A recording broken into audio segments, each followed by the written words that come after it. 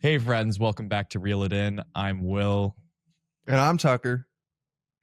and Tucker and I are here to talk about movies. Reel It In is a Movies. podcast where we dive into new releases. And this week, we have two new releases hot off the presses: the football horror film Jordan Peele produced film Him, and the Kogonada directed Big Bold Beautiful Journey starring Colin Farrell and Margot Robbie. Wow, you could not have two different films to talk about this week, but also strangely similar in their execution and in their style. And I'm excited to dive into it this week with you, Tucker. Yeah. Two very different sides of the pole. Completely. But you and I have been talking about movies like this for the last about 10 years since we've been in college together. And we just put microphones in front of our faces and putting this out into the ether to see who wants to listen. So, Tucker, let's drop a line and dive in.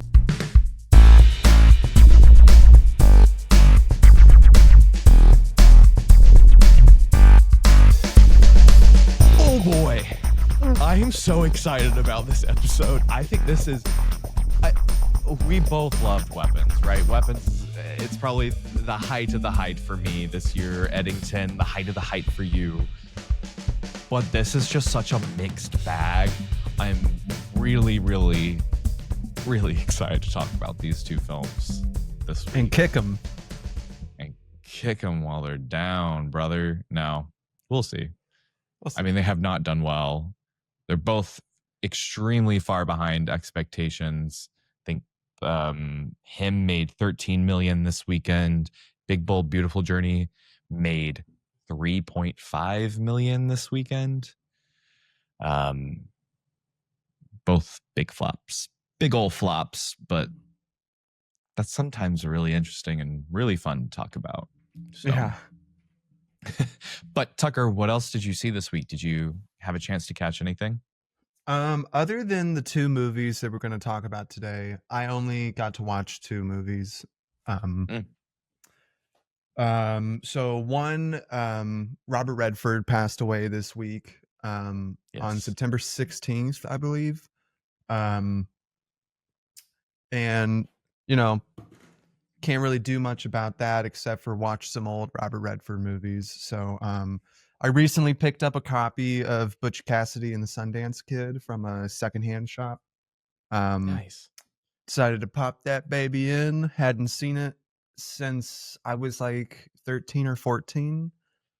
And wow, man, Butch Cassidy and the Sundance Kid is such a perfect movie. Have you watched it? I've never seen it. No. Oh my goodness. I love it. Just one of the best Westerns ever made. Paul Newman and Robert Redford have like such a chemistry between the two of them. You could tell that they're buddies. The dialogue was amazing, written by William Goldman. Genuinely, there's not really much to say about a movie that's like in the movie canon of like best movies ever made. Yeah. It's like, what do I say? But it deserves it. Really good. And this is like you're revisiting it, right? What was your experience like the first time you saw it? So yeah, like I was like 13 or 14. I must have been older than that. I must have been like 15 or so. I just gotten a laptop because of school. And I was like, oh, I'm gonna get, I'm gonna go to Netflix. I'm not gonna do my homework at night.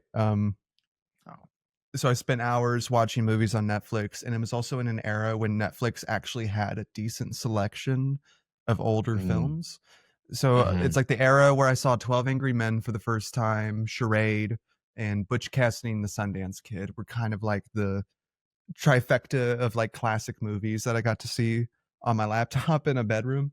And I remember I loved it back then.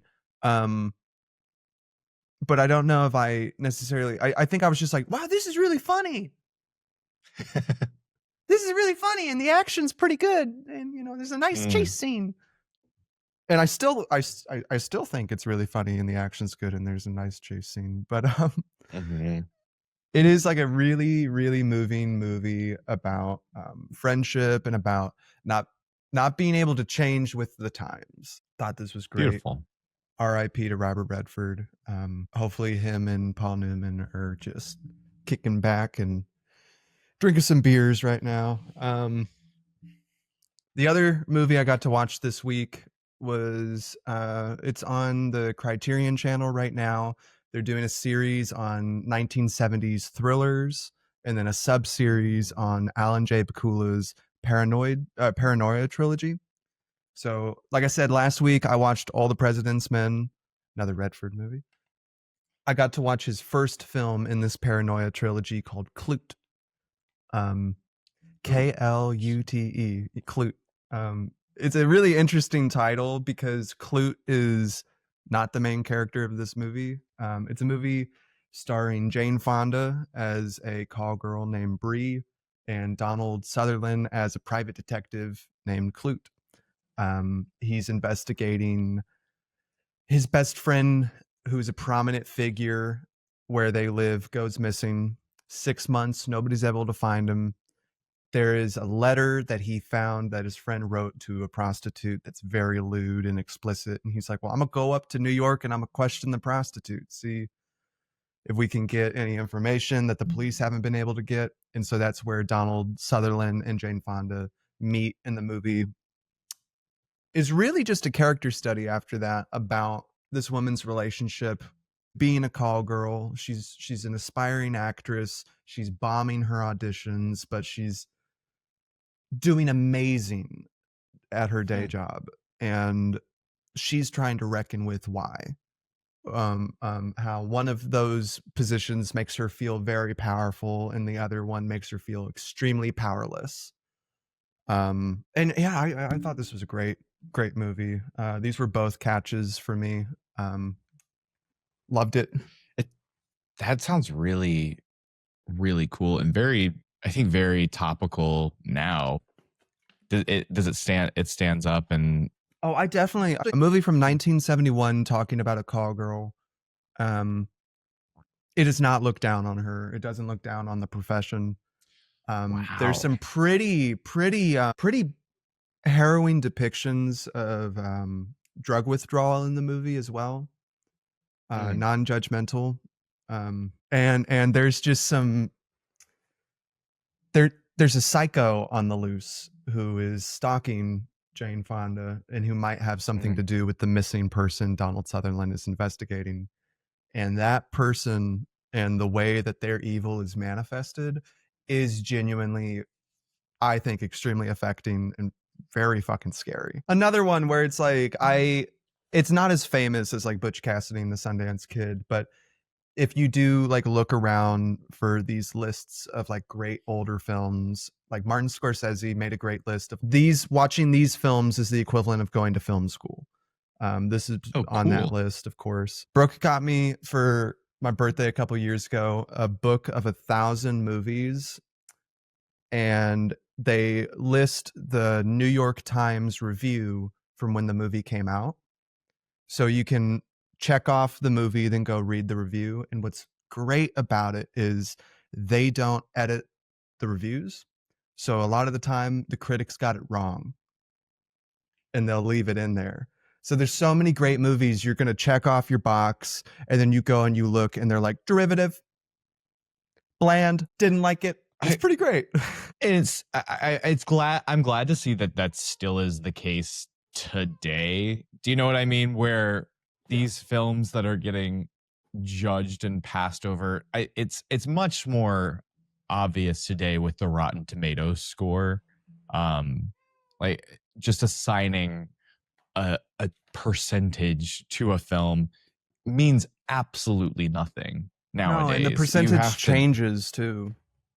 It changes so often. And also that percentage doesn't necessarily mean that, those are all great reviews of that movie. My favorite review that I can remember from the book is it's a review of Night of the Hunter, which is like one of the greatest looking movies ever made. One of the Oh my god, what an amazing movie! But the review is, this is so pretty, and the director did such a good job. Why would he waste this energy on something that's like about a killer? That's upsetting. And it's like, yeah, it's an upsetting movie. What? That's the point. Oh my gosh, you got it. You got it. Congratulations. Sorry you Oh my didn't like goodness. it. Yeah. This isn't a movie, but I did get to go see Father John Misty in concert this week. Ah, sick. Yeah. How was that? Great show. Really, really good. At the last minute, I was like, it was me and Brooke who went. I was like, I don't know if I want to go.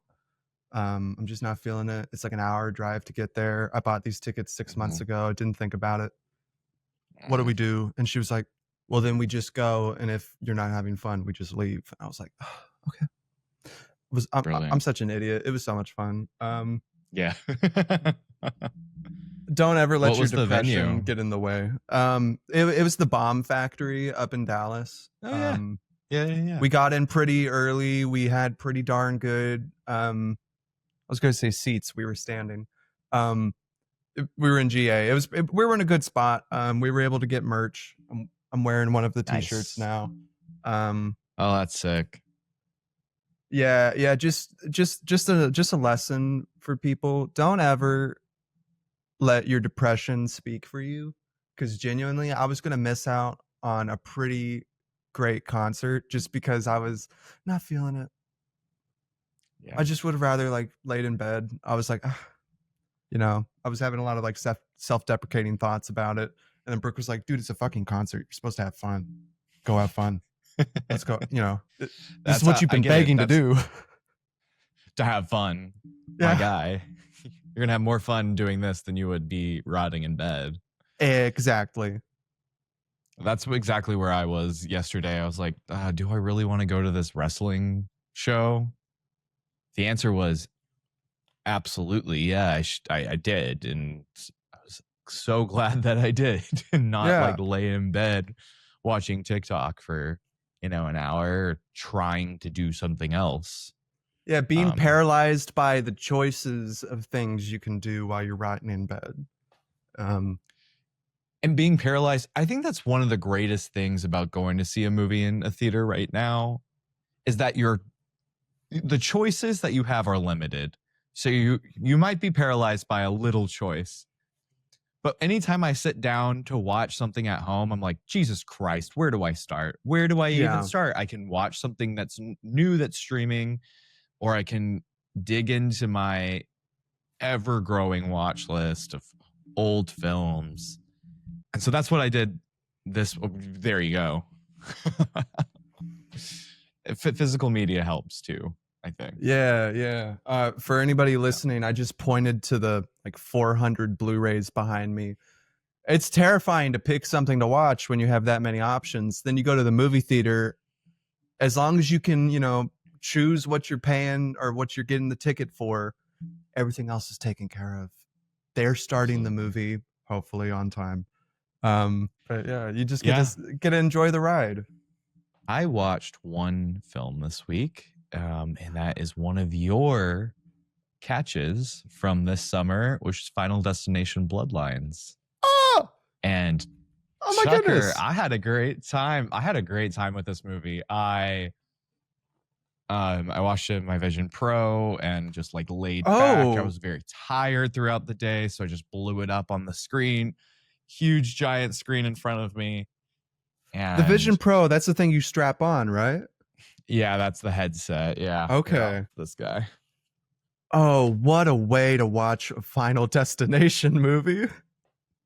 This is my preferred way to watch films at home, just because you get completely immersed and you can throw it up into, the biggest screen imaginable.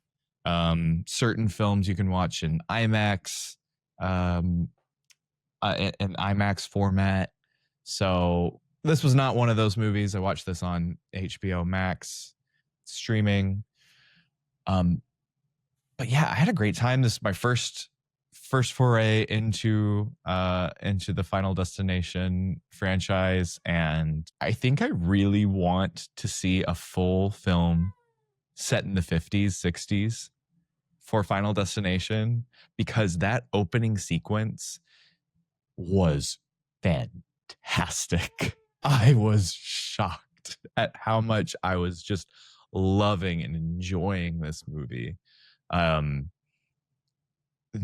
aesthetics of that era, and then also just the story was fun. It was really unique, and yeah, I just had a great time. Like, nothing, no complaints. It's not a fantastic movie. It's not a bad movie. It's just a great time. So, and that's all I Yeah. needed from it. And it has a sense of humor with itself without being like, look how Yes. stupid this is.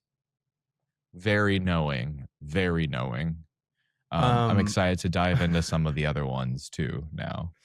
Everything that happens in the hospital is like my favorite scenes. When they're like looking at the newborn babies and they're like, no, maybe, no, Yes. we shouldn't. So funny. Oh my goodness. And then the ending is shocking. I was Yes. like, oh, they went there. Okay, they did that. All right. Yeah. It's So- a really I like I don't know. I like the steer away from like quote unquote elevated horror, where it's like, no, okay, we're just taking a piss out of this. Like, this is a lot of fun. You can't come in here with some trauma allegory. Tucker, what a great way to transition into one of our films this week. Oh, also, I'm definitely catching Final Destination. Heck yeah. Bloodlines. Okay. 2 films came out this weekend. Him and A Big, Bold, Beautiful Journey. Where should we start? I think we both watched Him first. Yes. And I think I might have less to say about that one. Funny enough, me as well. All right. Yeah. Right on. A quick thing about both of these films that I found very interesting upon research.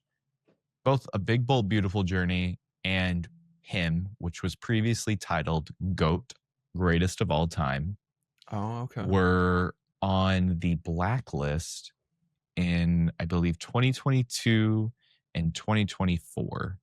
And for listeners who don't know, the blacklist is a list of the best unproduced screenplays of that year. And so these were considered the best of the best. And so it's fascinating to see what the final production is and the final,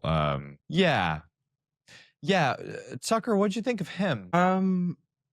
Okay, so last week, right before we ended the episode, I made a prediction where I was like, what if Him is a waff and I'm like super into Big, Bold, Beautiful Journey?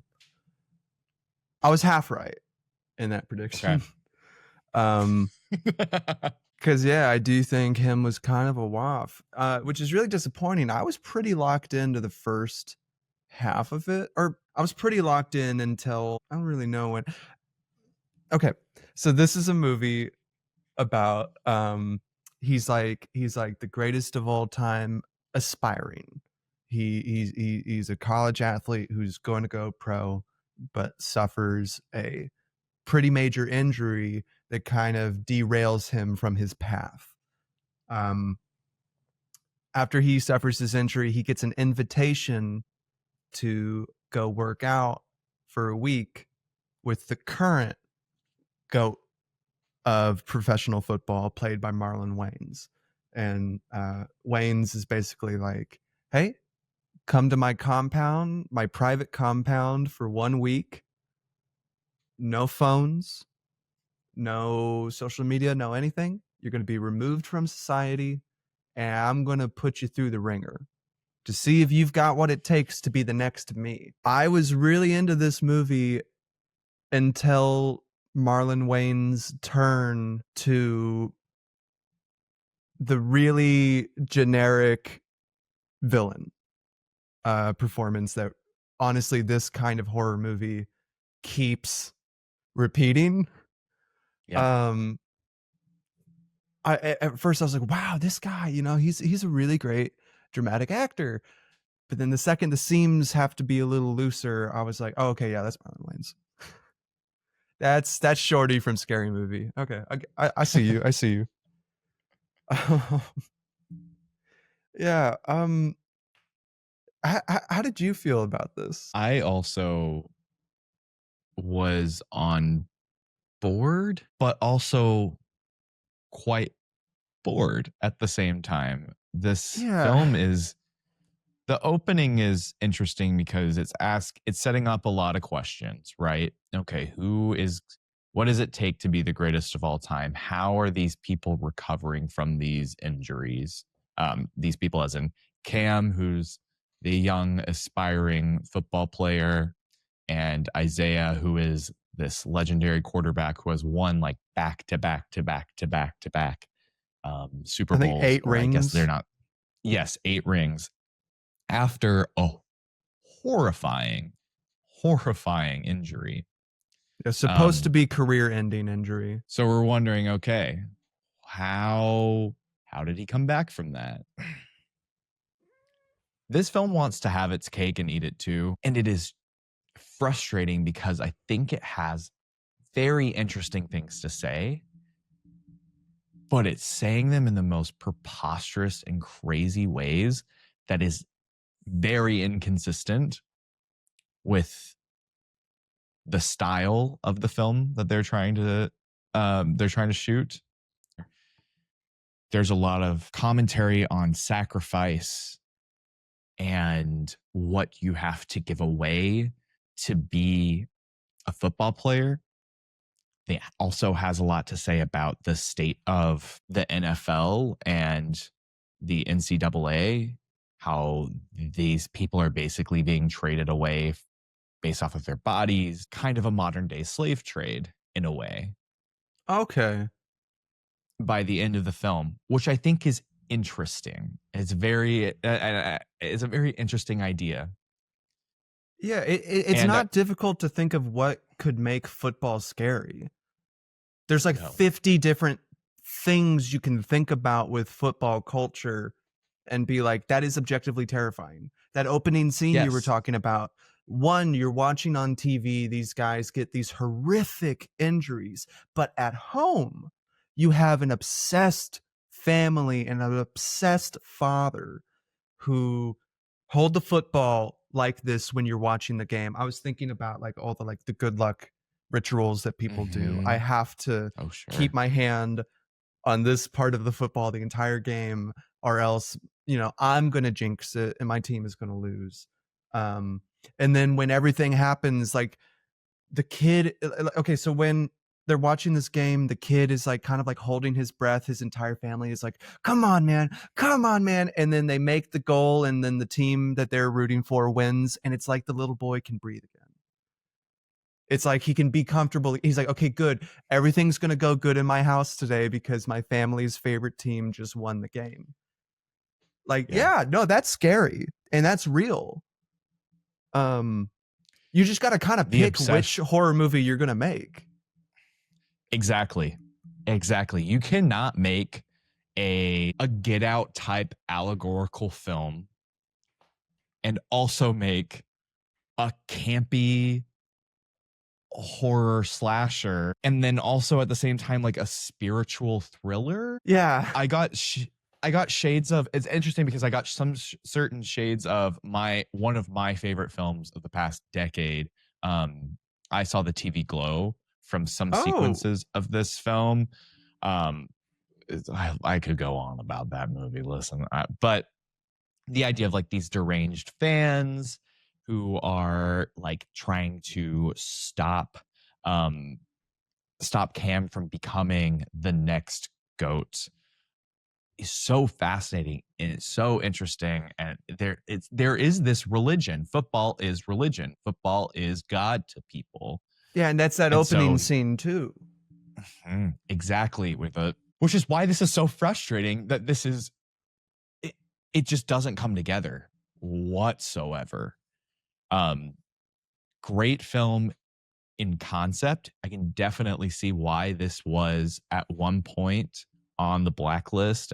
But yeah, that ending, it is It's the so ending funny of a because different movie. You're right. it is the ending of a completely different movie. And I'm trying to figure out what that movie is. It's interesting that you talked about like the blacklist, which is like where a lot of the great unproduced screenplays are, collected. A lot of the time that when those screenplays do get produced and adapted and made into a film, they aren't successful. A lot of the time, these films that are on the blacklist are on the blacklist for a reason, which is this is a great script and a great read. This is pretty impossible tonally to make into a movie. A lot of the time, it is the tonal. It's like you would have to have such a perfect understanding of the tone of Mhm. every single one of these scenes to be able to pull this off. And the movie that it starts as and the movie it ends at gets broken up in the middle when he does go to that compound. Because there are still bits and pieces of, football as religion. But if we are going to end in kind of this, Jordan Peele called Get Out a social, what did he call it? A social thriller? I can't remember. Yes. So if we are trying to make it into a social thriller by the end, in a way that is extremely evocative of Get Out, and you do want to make people think about slave trade, you need a lot more of the movie to be about the relationship between the athlete and the management, and the athlete and the sponsors, and the athlete and the network executives. But when those aren't really aspects of the movie, I don't know why I don't know. The Tim Heidecker plays his manager, and I was like, oh, okay, he's gonna have a no, dude was there in the beginning, dude was there in the end. I don't care. I don't. Yeah. I don't care either. It's also the visual style of this is completely unoriginal as well. Oh, I'm so tired of trip sequences. So tired of trip sequences. I'm tired of these animal masks showing up in places. That being said, as a theater watching experience where we were out on Thursday night, first showing of this film, and collectively, we as a theater realized what we were settling into, and the laughs kept coming and coming and coming until we were just on for this ride of, boy, this kind of sucks. It's a great theater experience whenever you're with a group of people who are settling down for something that they think that they're going to be in for, and then get something completely different. And then we all are like, whoa, boy. Okay. For our next mixed bag, we've got A Big, Bold, Beautiful Journey. A BBBJ. A BBBJ. Or A Bold Journey, or A Big Journey, or I don't know. Oof. So you said you were half right about your prediction from last week. What'd you think about Big, Bold, Beautiful Journey? I cannot tell if this is a mess with some good parts or a good movie that is just a mess. Brilliant line.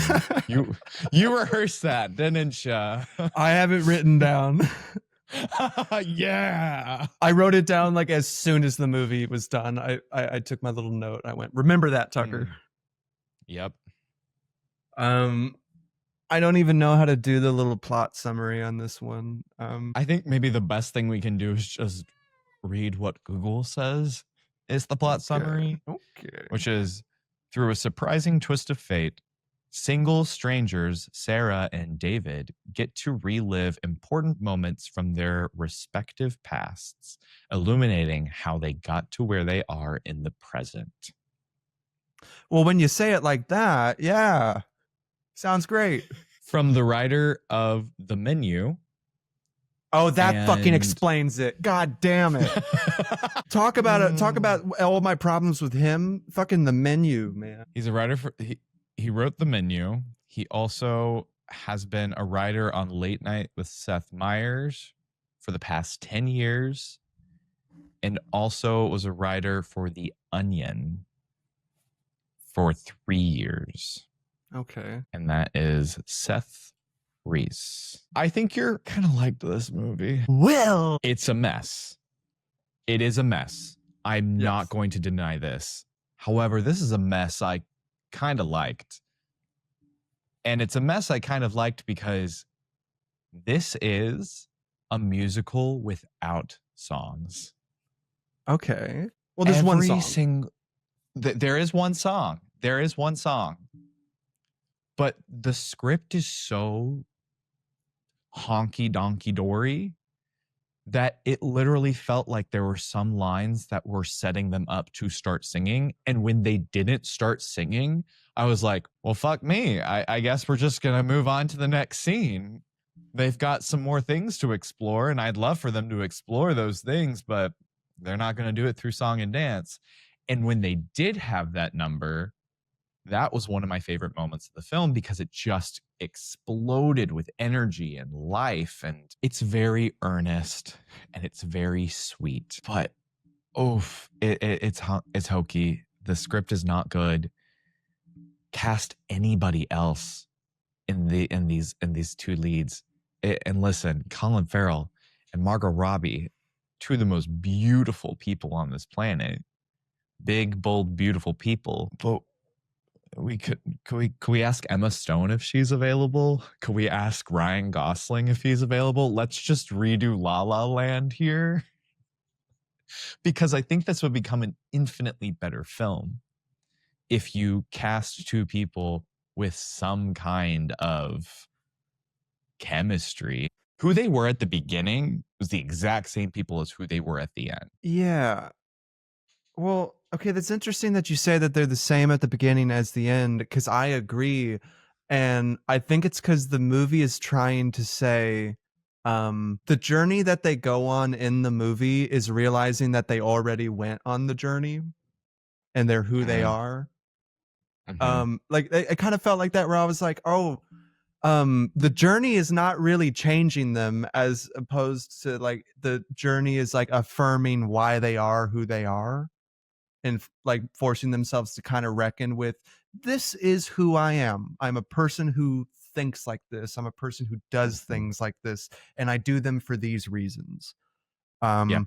Don't know if that was the intention of the story, but that's just how it felt. So I'm like, okay, great.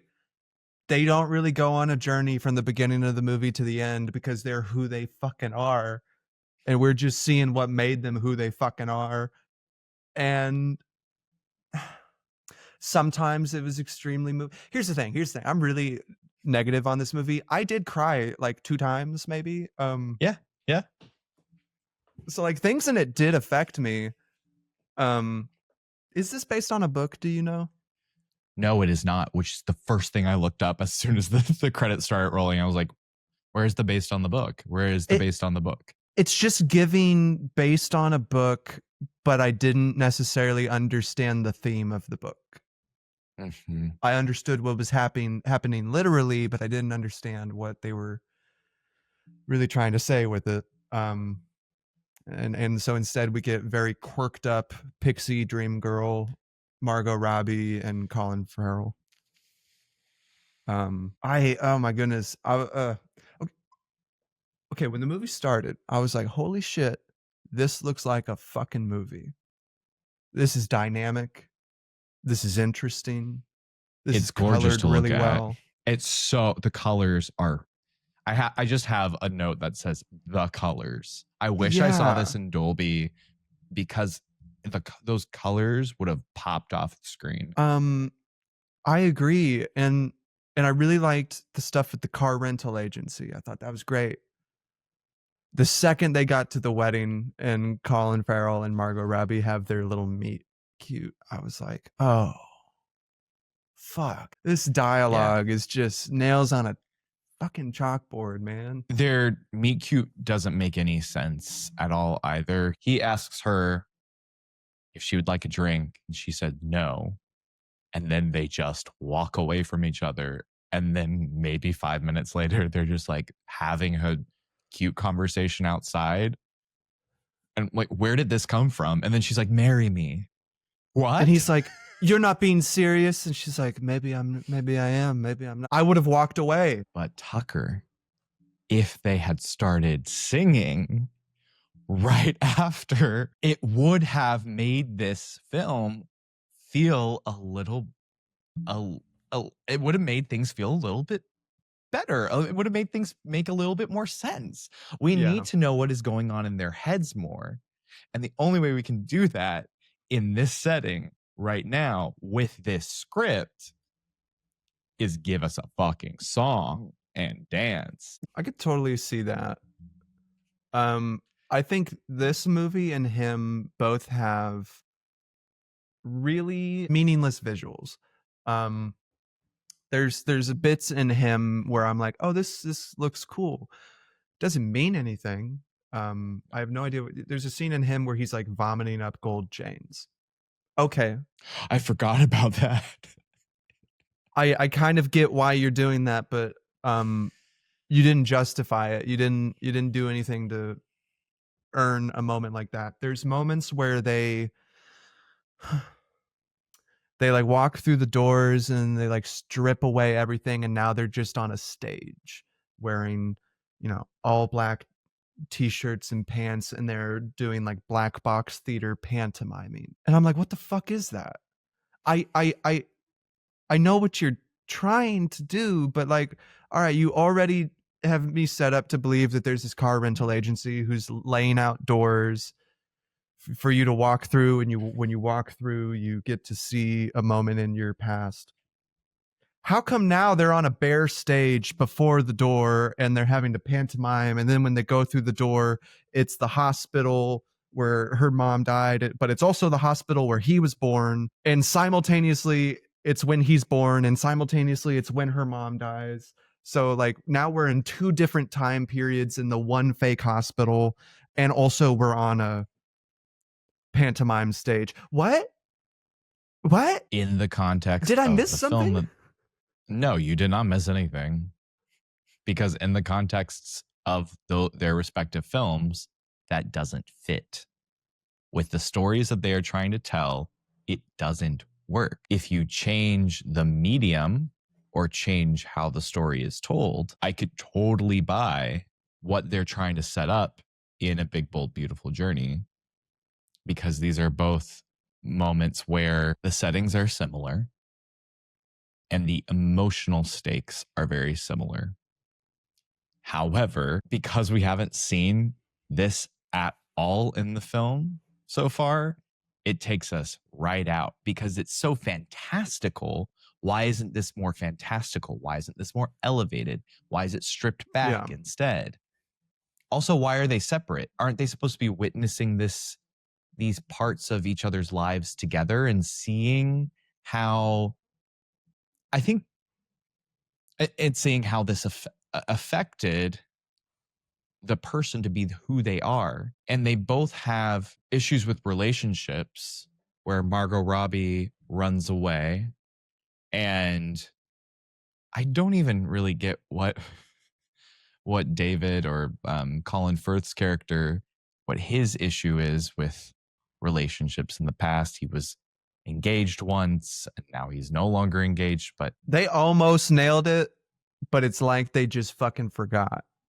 With his character specifically, they almost get to the point where they're like, this guy is so miserable that he can't be in a relationship. Like he's a miserable motherfucker, but they never get that far. I think that's the issue that they both run into, is they don't know how to live with another person, be with another person, and have them go along with the life that they want to have.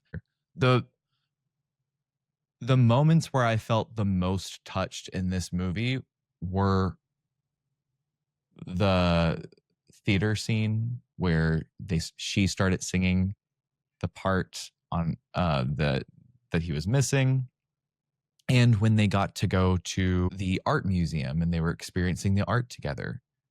I think these were the most affecting to me because they were there together, getting to share past experiences together. So when you pull them apart, it doesn't make it doesn't move the plot forward. They're just experiencing these things alone. I think the other great scene along with that for me was the like 4-way breakup scene. That was another one. Yeah, and that's like a moment where honestly, like I feel like from the theater scene on, I was like pretty in on the movie. But yeah, that breakup scene is where I felt like it really got interesting because they went from having these separate experiences that are happening simultaneously. They're both sitting on opposite sides of the coffee bar having this breakup. And then Colin Farrell realizes, oh, that's not what you said. That's not what you said. Wait a minute. This is a lot more confrontational than it was the first time. And then all of a sudden, without even anything happening, now all four of them are at the same table. Everybody's across from each other. Everybody's like, no, you need to be honest now. You need to be honest right now in front of all of us. Why was I not good enough? Why did you break up with me? And it is an uncomfortable and a pretty ugly confrontation because you have to just be like, well, I was a shitty person. That's why. Yeah. It wasn't your fault. It was 100% my fault. But then the resolution from that is just, I love you. I love you. It's like, oh, I don't know. There's no conflict after that. Like, there is no conflict. She takes away from that, like, oh, well, we can't be together. I should just like leave or so. I can't even remember. I don't know. This is a hard movie to track the plot because of the repetition. They're just going through all these doors and then there's a car crash. Another great scene, I thought. There are moments of greatness and levity, and I found this film kind of funny as well. Yeah. Phoebe Waller-Bridge is hilarious. So great. And the way that she keeps just like it's seemingly randomly saying fuck. Okay. Thank you for bringing that up. This film does not need to be rated R. No. Why do we need to say why? And I love an expletive. Trust me. I fucking love them. Love saying fuck. That was the only curse word that they used throughout this entire movie, and it was said a collective maybe 15 times, and you could remove all of this and it could be a PG film that is big enough for like that it opens up the audience instantly. Yeah. I think it would have made more money this weekend if it was rated PG. I didn't even know it was rated R until like the first time they said fuck. I thought I misheard it. I was like, oh, well, this isn't an R-rated movie, so they obviously just must have said something else, and I just didn't. And then she goes, fucking fuck. And I was like, oh. Yep. Yeah. Because Secret Life of Walter Mitty, I believe was, let's see, PG. These films are very similar in my opinion. Just the vibe of them. I think it's such a mom and dad movie. Do you know what I mean? Like moms and dads who have been living with each other for a long time and have kids, and they're like, oh, this is so beautiful because we get to reflect on relationships and what relationships mean to me. And like, I can see my grandparents settling down with this movie and just being like, oh, how lovely. How lovely.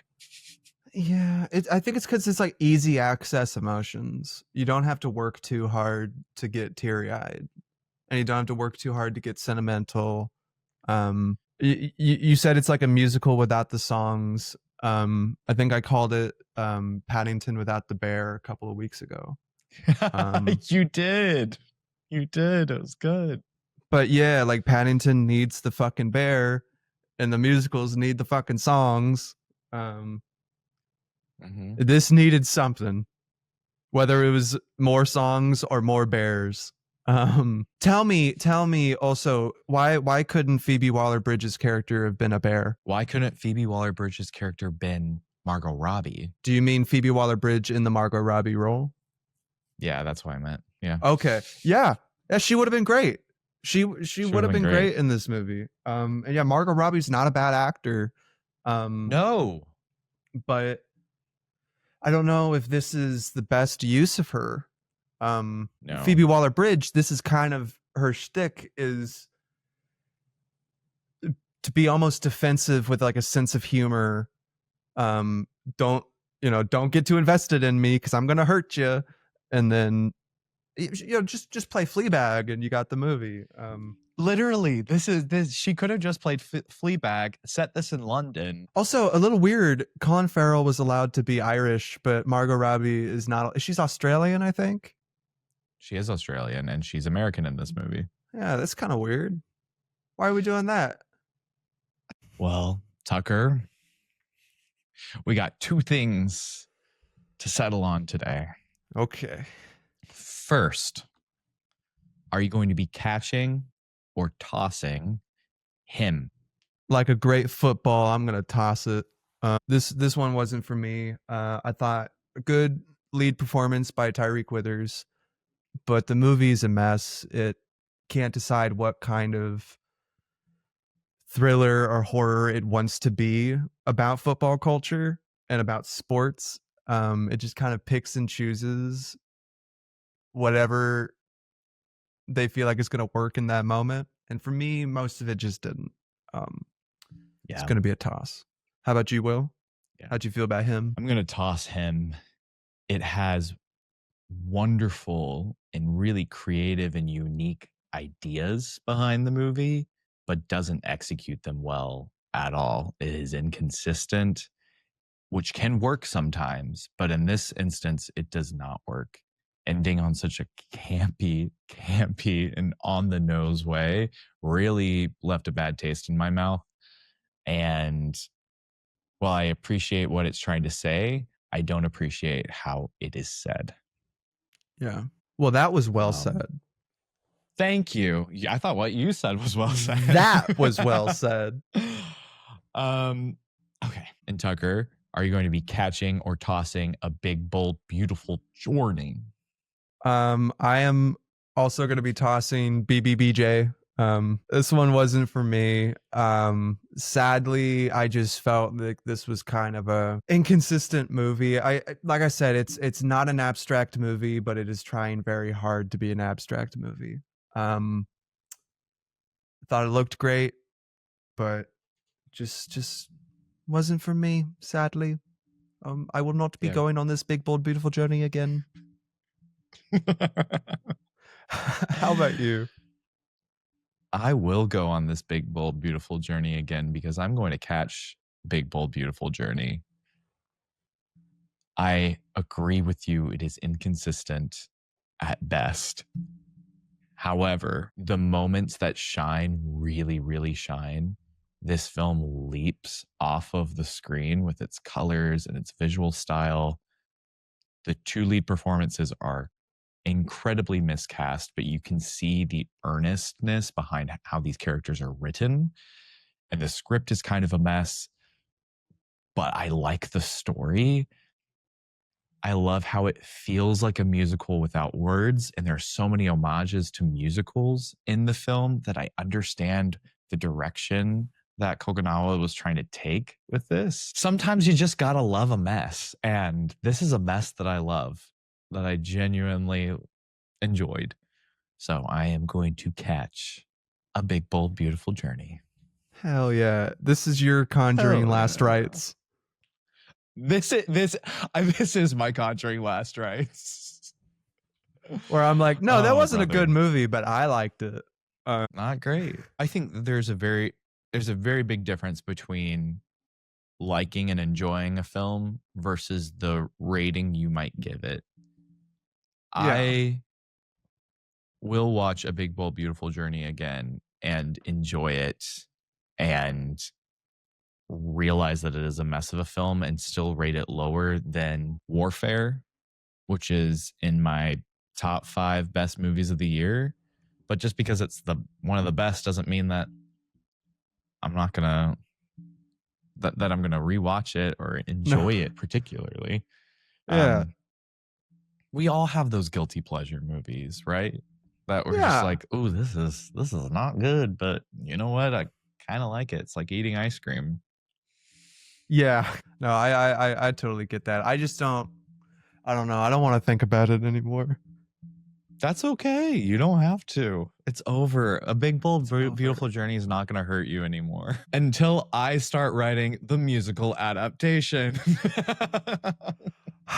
You walk in with your steelbook copy. You're like, this is the original text. Tucker, speaking of mixed bags, holy shit, we have another mixed bag next weekend. Oh, yeah.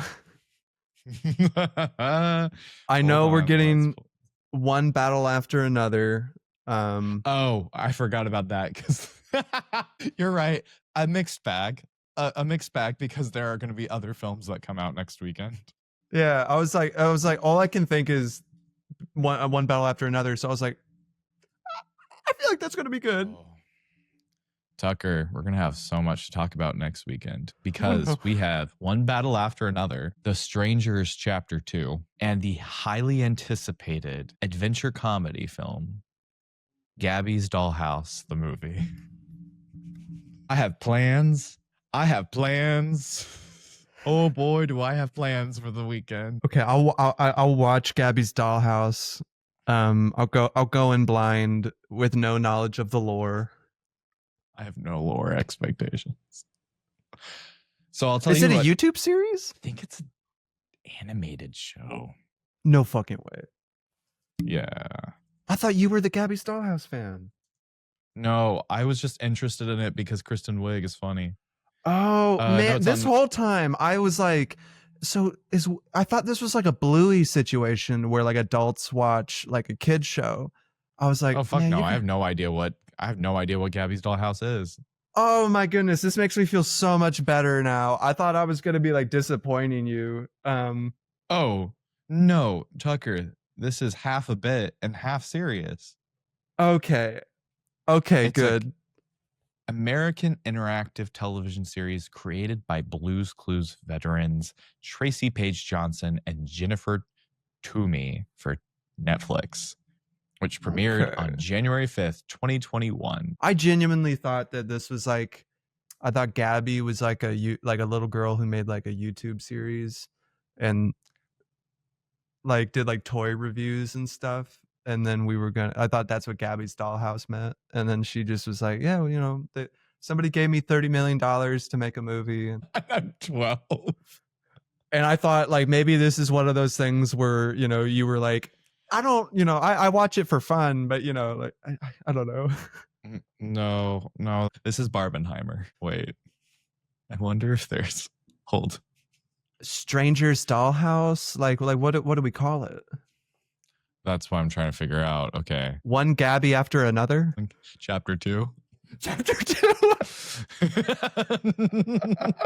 One dollhouse after another. Chapter 2. Chapter 2. I think last night Brandon was saying, so excited to visit Gabrielle's manor of dolls, of toys. Gabrielle's manor. Oh, you know, speaking of Gabriella, my little sister, Gabriella Grace Barry, who we have never, ever in my entire life called Gabrielle. Her name is Gracie. It's her birthday today, and I just wanted to say happy birthday, Gracie. I meant to say it a lot sooner, but she already got the text from me, so you know, don't worry. Good. I'm glad that she got the text. Yeah, I texted her right at midnight. I had an alarm set. Damn. Were you up? Yeah, I was still working. Oh, that's true. I'm sorry. I forget where you work. No, I don't forget where you work, but yeah, no, it's fine. I'm up at the movie theater till like 12:30 or 1 most of the nights. Sometimes by choice, sometimes not. Thank you for listening. Go ahead and subscribe and like this podcast on your favorite podcast platform of choice. We are at Reel It In Pod on Instagram and TikTok and YouTube. And we'll be back next week with another episode on One Dollhouse After Another, Chapter 2. Until then, Tucker, it's been great going on this bold, beautiful journey with him. The film that Republicans everywhere are scared of. Him. He, him, his, the pronoun movie. Okay, well, we have a him. There's her. There is her. There's that slasher movie they made called They Slash Them, which I heard was kind of awful. The pronoun cinematic universe. Yeah, we're coming for you. 2026. 2026. Don't you worry. Don't you worry, midterms. We got you.